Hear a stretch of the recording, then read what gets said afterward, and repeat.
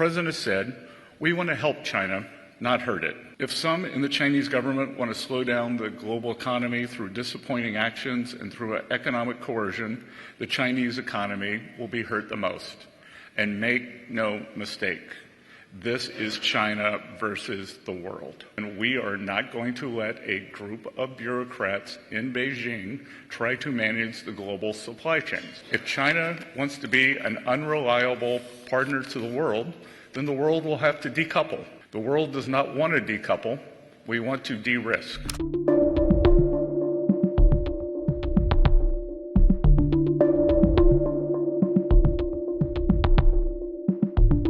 We call on the moderate Democrats in the Senate to be heroes.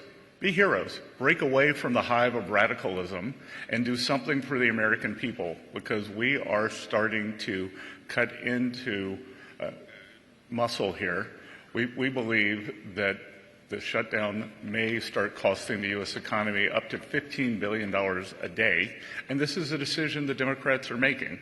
And one of the reasons that they are not being held to task is because the mainstream media is not coming at them the way they would have if the Republicans were willing to keep the government closed. It is a very simple decision. Mike Johnson passed a clean CR. Leader Thune has the clean CR. 3 Democrats have voted for it, and right here, right now, I am calling for the moderate Democrats to be heroes, and reopen the government for the American people. So with that, I want to say thank you. Good morning to all of you. It's a shame we can't have more people here, but I believe that the Democrats will come to their senses soon. Maybe it's after this no kings thing, but no kings equal no paychecks. Before we start on Q&A, I'd like to make a few points on China. As the president said, we want to help China, not hurt it. If some in the Chinese government want to slow down the global economy through disappointing actions and through economic coercion, the Chinese economy will be hurt the most. And make no mistake, this is China versus the world. They have put these unacceptable export controls on the entire world. China is a command and control economy, and we and our allies will neither be commanded nor controlled. They are a state economy, and we are not going to let a group of bureaucrats in Beijing try to manage the global supply chains. As Ambassador Greer said, we had a document and an agreement in Geneva, and magnets were flowing quite well. Some U.S. auto companies have called us in the past week and said that there had been a slowdown in magnets. So when we asked the Chinese about this, they said, oh, it probably had something to do with the holiday. Had something to do with the holiday. So they can't be trusted with the global supply chain. Had something to do with the holiday. Moreover, this should be a clear sign to our allies that we must work together, and work together we will. There will be a series of meetings this week during World Bank IMF week, and we are all aligned. Not only is China fueling Russia's war, but China's actions have once again demonstrated the risk of being dependent on them on rare earths, and for that matter, anything. If China wants to be an unreliable partner to the world, then the world will have to decouple. The world does not want to decouple. We want to de-risk.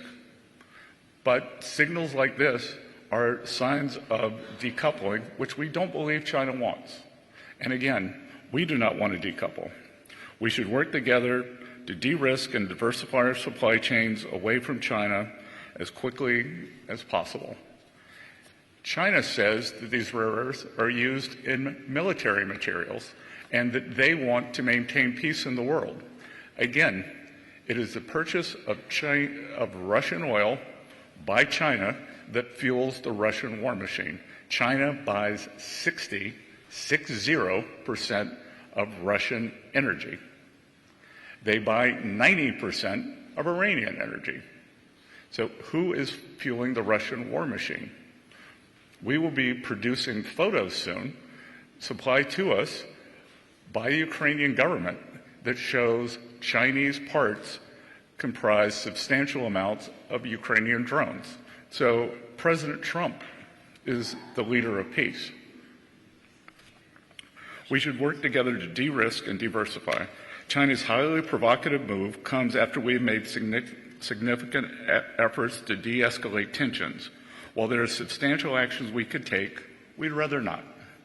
I believe China is open to discussion, and I am optimistic that this can be de-escalated. Ultimately, we are confident in the strong relationship between President Trump and President Xi. We've had substantial communication with the Chinese over the past few days, and we believe that there will be more forthcoming this week. Thank you, everybody, for coming. And I want to express my appreciation to the staff here at the Treasury Department. Obviously, we're still in shutdown because the Democrats refused to open the government, so it has created some additional logistical constraints, but we appreciate everyone's patience and willingness during the Schumer shutdown. With respect to the matter at hand, last Wednesday evening, China announced a sweeping expansion of its export controls on rare earth elements and rare earth processing equipment, as well as technologies related to batteries, vehicles, industrial diamonds, and superhard materials. To be clear, this is not just about the United States. These actions, if implemented, would apply to the entire world. China's announcement is nothing more than a global supply chain power grab. While China has taken a number of retaliatory trade actions against the United States, Europe, Canada, Australia, and others in recent years, this move is not proportional retaliation. It is an exercise in economic coercion on every country in the world. At its core, China's new measures include a rule saying that any product of which more than 0.1% of minerals consist of minerals mined or processed in China, one must seek approval from the Chinese government before trading it.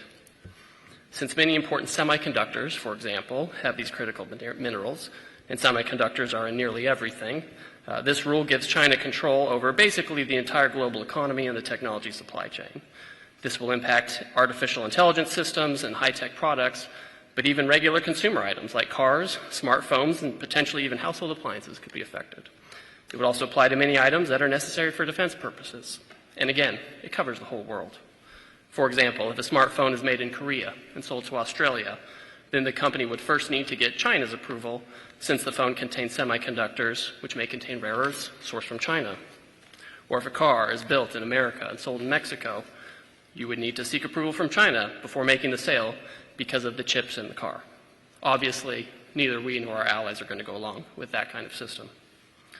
Many are suggesting that China's action is simply posturing for leverage in negotiations with the United States. While that may be one element of China's approach, it's obvious that these controls are part of a broader plan by China to control the world's supply chains. And these controls are wildly out of proportion to any targeted actions by the United States or its allies over the past few months. Others have suggested that the United States has violated a non-existent agreement with the Chinese regarding export controls or the implementation of measures. This is a false narrative deployed to justify these broad and unacceptable Chinese actions.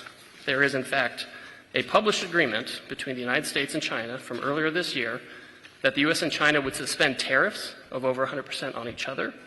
China further agreed to effectively suspend elements of its rare earths export control regime by expeditiously approving licenses for U.S. companies seeking rare earths.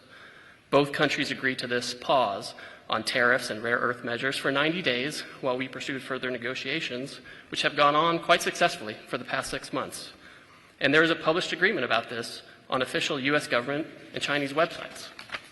This is the Geneva Agreement. It's not a secret. It's out there. It's published. We keep our tariffs low. They keep the rare earths flowing. We have not imposed our reciprocal tariffs on the Chinese since that time, but now the Chinese have expanded their rare earth controls. We have complied. They have not. And so in this context, this is how China has announced its new and extremely expansive controls on rare earth materials just last week. It's a clear repudiation of everything we've been working toward for the last 6 months, which was a stable tariff situation and a continued flow of rare earths. The short story is that we've had compliance and the Chinese have escalated, And they've taken this opportunity to make a pretextual claim of noncompliance or other measures to justify this. But the United States won't stand for it. We're in close communication with our allies who have expressed similar views and who are similarly affected. The President has signaled some of the actions we are taking or may take if the Chinese implement this system of controls on the world.